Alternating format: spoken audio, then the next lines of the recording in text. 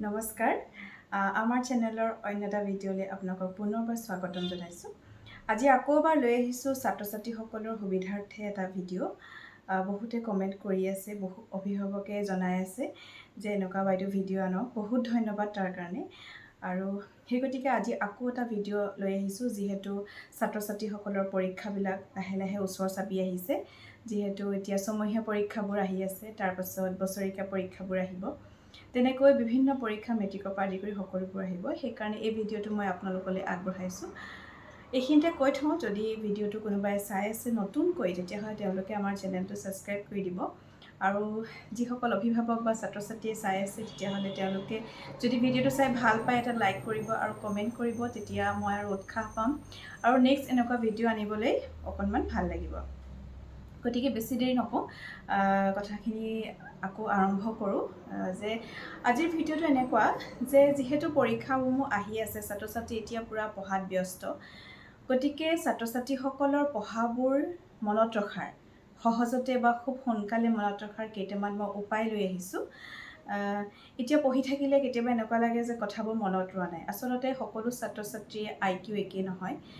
কিছুমানে খুব কম সময় পঢ়ে, কম সময় পঢ়ি বহুখিনি আয়ত্ব কৰিব পাৰে, আৰু কিছুমানে দিনটো পঢ়ি থাকিলেও মানে খুব কম আয়ত্ত হয়, বা বিশেষ তেনেকৈ যিমান হ'ব লাগে সিমানখিনি আয়ত্ত নহয়। গতিকে কেনেকৈ সহজতে মনত ৰাখিব পাৰি পঢ়াবিলাক, তাকে আজি আমি জানো আহক। প্ৰথম কথা হ'ল, ছাত্ৰ ছাত্ৰীসকলে যেতিয়া পঢ়া, তোমালোকৰ প্ৰথম পঢ়া টেবুলখন। এই ক্ষেত্ৰত অভিভাৱকসকলেও অকণমান চকু দিব, যাতে ছাত্ৰ ছাত্ৰীয়ে পঢ়া কোঠাটো বা তেওঁলোকৰ টেবুলখন যোনটো কোঠাত থাকে, সেই কোঠাটো যাতে খুব শান্ত পৰিৱেশত থাকে। অকণমান অভিভাৱকসকলেও কিছুমান ক্ষেত্ৰত ত্যাগ কৰিব লাগিব। যিহেতু যদি নিজৰ সন্তানটিয়ে পঢ়ি থাকে, তেতিয়া আপোনালোকে অকণমান ত্যাগ কৰিব। কাৰণ যদি কাষতে আপোনালোকে টিভিটো চাই থাকে বা কথা পাতি থাকে, তেতিয়া তেওঁলোকৰ অকণমান অসুবিধা হয়। যিহেতু সৰু ল'ৰা ছোৱালী, এনেও মনবোৰ চঞ্চল। গতিকে যদি কাষতে টিভিটো চাই থাকে বা অন্য কথা পাতি থাকে, তেতিয়া সিহঁতৰো কি হয়, সেইফালে মন ঢাল খাই যায়। যিমান পঢ়িম বুলি ভাবিলেও পঢ়াখিনি ইমান মনত নৰয়। গতিকে পৰিৱেশটো শান্ত কৰিব, ভালকৈ ৰাখিব, যাতে এটা পজিটিভ তেওঁলোকে পঢ়াৰ কাৰণে সময় পায়, পজিটিভ এটা ৰুম পায়। সেই কথাখিনি আপোনালোকে মন কৰিব। তাৰপাছত হৈছে একাগ্ৰতা। ছাত্ৰ ছাত্ৰীসকলক পঢ়িবৰ কাৰণে এটা একাগ্ৰতা লাগিবই। কিন্তু যদি তোমালোকে দুটা কাম একেলগে কৰা, কেতিয়াবা দেখা যায় যে ভাবা নিজে যে আমি দুটা কাম একেলগে কৰিব পাৰিম, কিন্তু এইটো সম্ভৱ নহয়। পাৰে কিছুমান, বহুত ল'ৰা ছোৱালীয়ে পাৰে, মই নোৱাৰে বুলি নকওঁ, কিন্তু পৰাপক্ষত তোমালোকে কেতিয়াও দুটা কাম একেলগে নকৰিবা।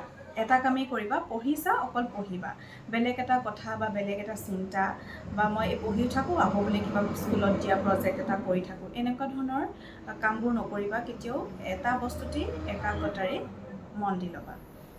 তাৰপাছত হৈছে মনটোক স্থিৰ কৰিবা। আমাৰ প্ৰধান বস্তুটোৱে হৈছে মনটোক যেতিয়া স্থিৰ কৰিবা, তেতিয়া তোমালোকে পঢ়াখিনি সহজতেই মনত ৰ'ব। আৰু মনটোক এটা ইংগিত দিবা, যে আমি এতিয়া পঢ়িবলৈ যাব লাগে।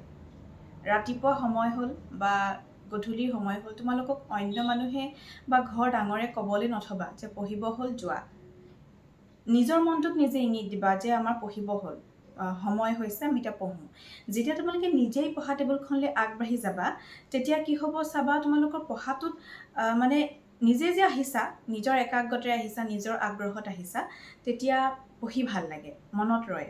যেতিয়া আনে পঠিয়াই ঠেলি পেলাই পঠিয়াব, যা পঢ়িব হ'ল পঢ়গে, এনেকৈ যেতিয়া ক'ব, তেতিয়া মানে কি হয়, এটা আমাৰ খং উঠে, যাম নহয় এতিয়াই পঠিয়ালেই, এনেকুৱা খঙত যেতিয়া আহা বা বিৰক্তি আহা পঢ়িবলৈ, তেতিয়া যিখিনি পঢ়িছা সেই বস্তুবোৰ মনত নৰয়। সেই গতিকে মনক সংকেত দিবা যে আমাৰ পঢ়িব হ'ল, আৰু নিজেই পঢ়িবলৈ টেবুলখনলৈ আহিবা। আৰু টেবুলখন সদায় পৰিপাটি কৰি ৰাখিবা, তেতিয়া পঢ়িবলৈ ভাল লাগে, দেখি ভাল লাগে, পঢ়ি ভাল পাবা। লেতেৰা পেতেৰাকৈ অ'ত ত'ত কিতাপ পত্ৰবোৰ ৰাখি নথবা।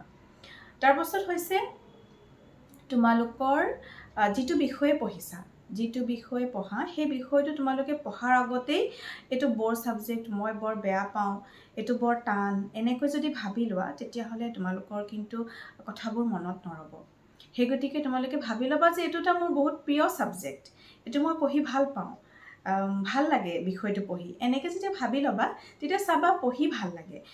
পঢ়াখিনি তোমালোকৰ খুব সহজতে মনত ৰ'ব। যিকোনো এটা বস্তু যদি তোমালোকে আন্তৰিকতাৰে লোৱা, ভাল লাগে, ভাল লগাকৈ লোৱা, তেতিয়াহে কামটো কৰি ভাল লাগে। বুজি পাইছানে?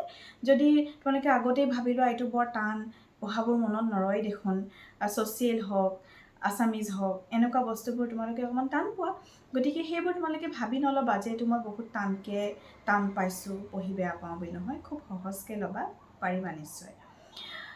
তাৰ পৰা হ'ল তোমালোকৰ যিহেতু পঢ়া, তোমালোকে লেচন পঢ়ি যোৱা, নোটছ মুখস্থ কৰা, হয়নে? তোমালোকে পঢ়াতকৈ কি কৰিবা, লিখিবা বেছিকৈ। এইটো কোৱা নাই যে মই অকল লিখি থাকিবা, ক'ৰবাৰ পৰা চাই সেইটো কৰিলেও তোমালোকৰ নহ'ব। মুখস্থ কৰিব লাগিব, মনত ৰাখিব লাগিব, বুজিব লাগিব। তাৰপাছত তোমালোকে সেইখিনি কি কৰিবা, লিখি চাবা। যেতিয়া আমি লিখি চাম তেতিয়া কথাখিনি আমাৰ মনত ৰৈ যাব। আৰু তাৰপাছত চাবা তোমালোকে পৰীক্ষাত যদি কিবা এটা বস্তু পাহৰি যোৱা, কেতিয়াও নাপাহৰা। এই নিয়মখিনি তোমালোকে এবাৰ প্ৰয়োগ কৰি চাবাচোন। মই ভাবিছোঁ তোমালোকৰ পৰীক্ষা খুব ভাল হ'ব। আৰু ইয়াৰ আগত মই কেনেকৈ পৰীক্ষাত, অসমীয়া পৰীক্ষাত বহুত ভাল নম্বৰ পাব পাৰি, কি কিছুমান নিয়ম, কিছুমান উপায়, এনেকুৱাবোৰ আগত ভিডিঅ' মই দি ৰাখিছোঁ, তোমালোকে চাবা। যিসকলে ভিডিঅ'বোৰ চাই থাকে তেওঁলোকে নিশ্চয় জানে, আৰু নতুনসকলক মই কৈছোঁ আগত দিয়া আছে, তেনেকুৱা ভিডিঅ'বোৰ চাব। আৰু মই ভাবিছোঁ আপোনালোক উপকৃত হ'ব। গতিকে ভিডিঅ'টো ইমানেই। এইখিনি নিয়ম বা উপায় আপোনালোকৰ ল'ৰা ছোৱালী বা আপোনালোকৰ সন্তান বা যদি কোনোবা ছাত্ৰ ছাত্ৰীয়ে চাই আছা, তোমালোক নিশ্চয় উপকৃত হ'বা বুলি মই ভাবিছোঁ। তেতিয়াহ'লে আজিলৈ ইমানতে ৰাখিছোঁ। ধন্যবাদ।